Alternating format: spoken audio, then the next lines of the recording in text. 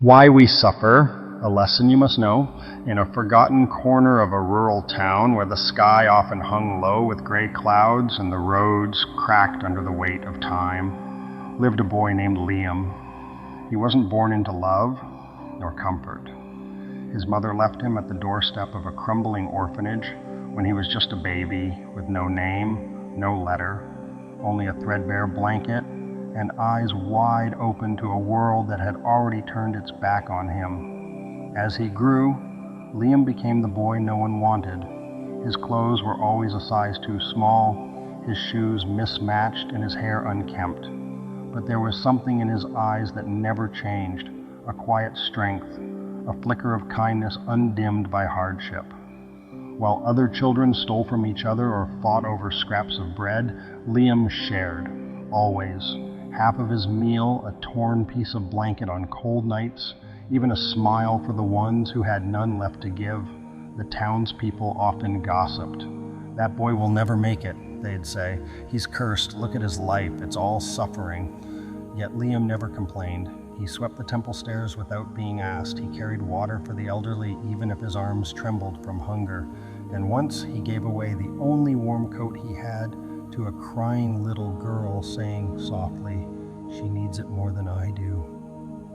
One rainy afternoon, as thunder rolled through the valley, Liam spotted a small, injured dog lying near the side of the road. Its leg was twisted, its fur soaked through, its whimper barely audible over the storm. Without hesitation, Liam rushed forward, lifted the trembling creature into his arms, and cradled it under his shirt. He found shelter beneath an old bridge and used his scarf to wrap the wound. All night, he held the dog close, trying to share the warmth his own body lacked. By morning, the dog was safe, but Liam wasn't. He awoke with chills coursing through him. His lips were cracked, his forehead burning. He could barely stand. Alone, with no one to care, Liam dragged himself back to his tiny hut, barely more than a few wooden planks and a leaking roof. He lay there, feverish, shivering, too weak to even lift a cup of water. The dog curled beside him as if trying to return the favor. But Liam's condition only worsened. The days passed slowly. No one came. The villagers, seeing the boy's hut from afar, whispered that it was better not to get involved. "He always brings misfortune," they murmured. "We have families to protect." And so Liam faded into the background once more, his good deeds forgotten, his pain invisible. It's a strange thing how suffering wraps around the kindest souls like vines choking the light. And so the question arises, why do the good suffer the most? Why would a boy who gave everything to others be left with nothing when he needed someone the most? But perhaps suffering isn't a punishment. Perhaps it's a passage. One evening, as the sun dipped beneath the mountains and the sky blushed with hues of sorrow and gold, a monk named Elder Soren happened to pass through the village. He was old, his face lined with the wisdom of many winters, and his steps were slow but purposeful. He noticed the dog, now clean and healthy, sitting vigil outside Liam's hut. Curious, the monk followed it inside. There he found the boy, barely conscious, his body thin and pale, but his face peaceful, as if even in suffering Liam had made peace with the world. The monk stayed the night. He boiled herbs, fed Liam broth, wiped the sweat from his brow, and when Liam finally opened his eyes, the first thing he asked wasn't about himself, but the dog. "He's okay," the monk smiled gently. "Because of you." Liam nodded faintly, his lips barely moving. "That's good. That's good." As Liam rested, Elder Soren sat quietly by the fire, eyes closed in deep thought. He had traveled across many lands, seen men of wealth suffer more than beggars, and witnessed how often pain came to the most undeserving. And yet, he believed firmly in karma, not as punishment, but as balance. When Liam finally regained enough strength to sit up, the monk spoke. "Do you wonder why you suffer, my child?" Liam was silent for a while, then with eyes soft but curious, he whispered, "Sometimes, but I try not to think about it too much. If I do good, maybe someday the world will be better." The monk nodded slowly. You may not remember your past lives, but the soul carries memory, even if the mind does not. Suffering may follow us, not as vengeance, but as a mirror. You give kindness not to cancel your karma, but because you remember what it felt like to be hurt. Liam looked into the fire, its flames dancing like tiny truths flickering in the dark. But if I was cruel once, he said, why do I want to be kind now?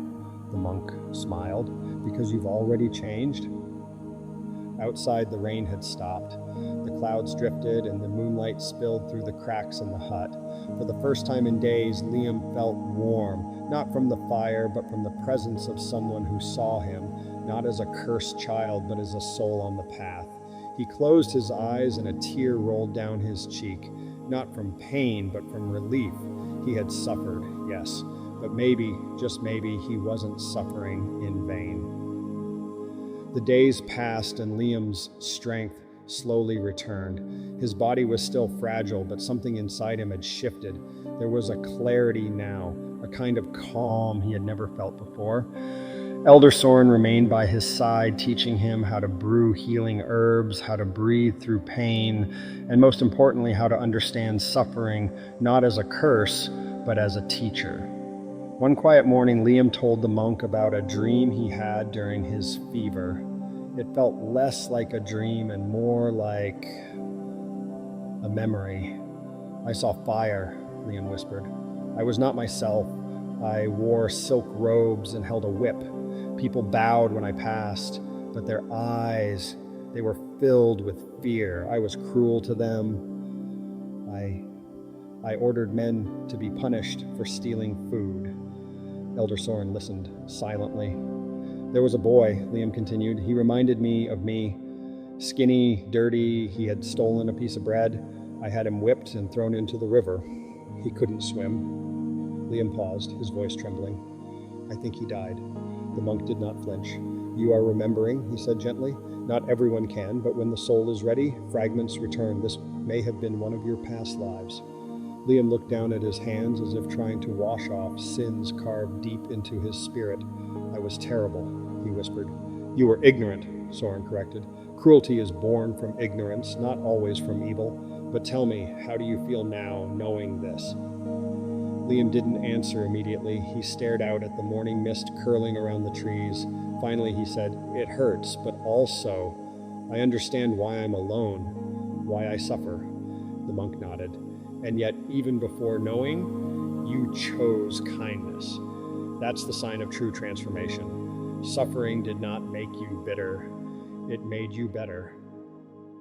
Liam breathed deeply, letting the truth sink in. But a question burned in his heart. If I was cruel in another life, and now I'm paying for it, then is there no end? Will I keep suffering forever for what I once did? Elder Soren turned to face him fully, his voice firm yet compassionate. Liam, karma is not a prison. It is a mirror. It reflects, but it also responds. You are not chained to your past. You are shaped by it.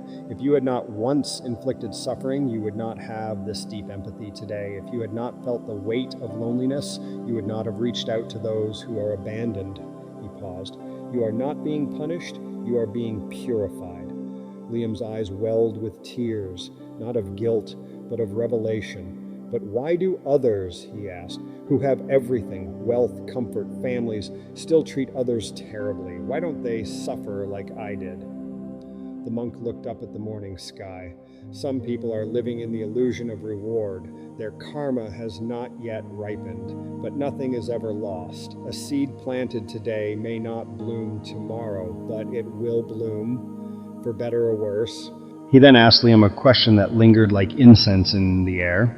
Would you rather live with riches and ignorance, or poverty and awareness? Liam didn't need time to answer. Awareness, he said softly. The monk smiled. Then you are already far richer than many. They sat in silence, both watching the clouds move gently across the sky. Liam felt as if a heavy door inside him had opened. His past no longer felt like a chain. It felt like a root, one that he could choose to grow from, not be buried by. Later that day, the monk handed him an old journal with blank pages. Write your story, he said. Write not to forget the pain, but to remember the lesson.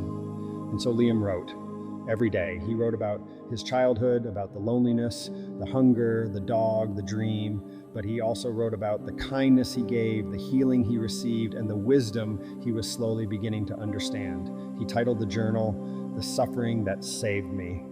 The villagers noticed the change too, not just in Liam, but in themselves. One by one, they began visiting the hut, not to pity him, but to ask questions, to learn, to sit quietly and listen. Some brought food, some brought silence, all left with something more than they came with. But still, not everyone believed. "He's just lucky the monk found him," someone said. "There's no such thing as karma. People suffer because the world is cruel, not because of past lives. Who remembers who they were before? How can you be judged for something you can't recall?" And perhaps they had a point. Or perhaps, like Liam, they were simply not ready to remember yet. Months turned into years. Liam, once the boy abandoned and forgotten, had now become a man known across villages, not for wealth or position, but for his compassion. With Elder Soren's teachings and his own quiet strength, Liam began to study healing.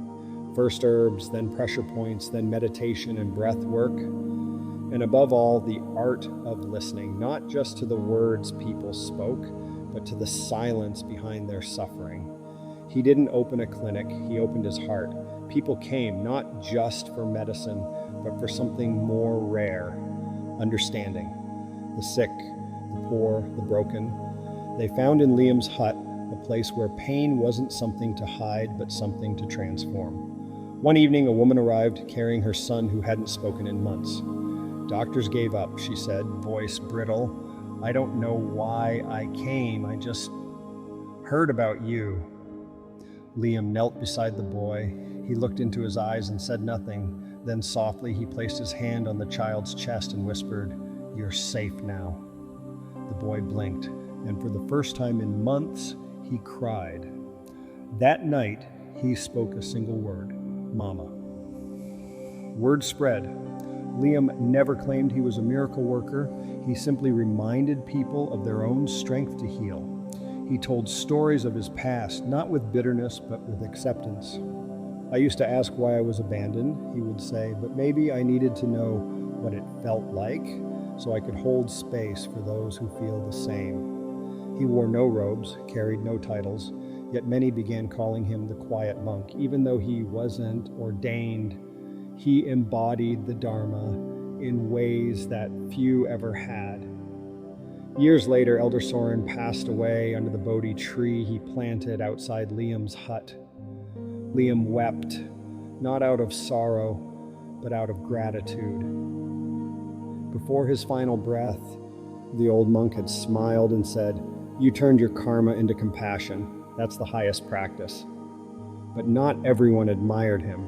A wealthy merchant whose daughter had left her inheritance behind to live and volunteer in Liam's care center publicly ridiculed him.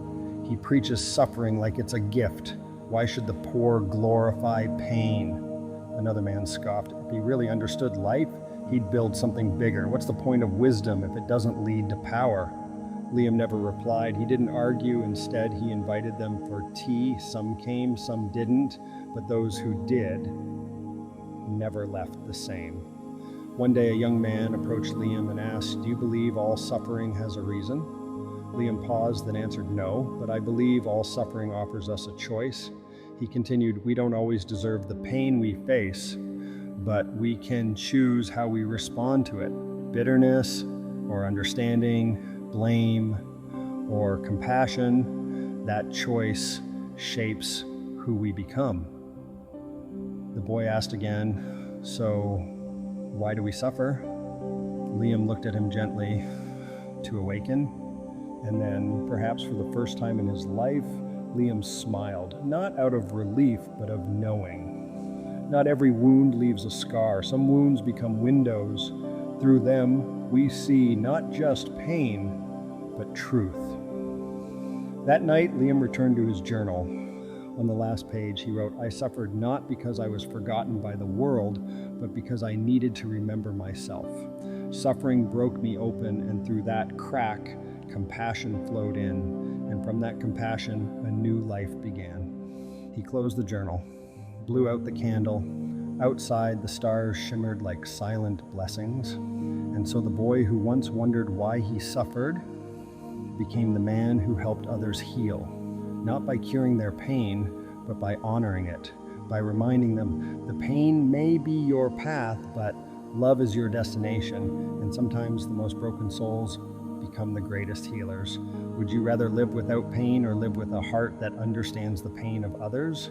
Leave your answer in the comments below. You might just help someone else heal.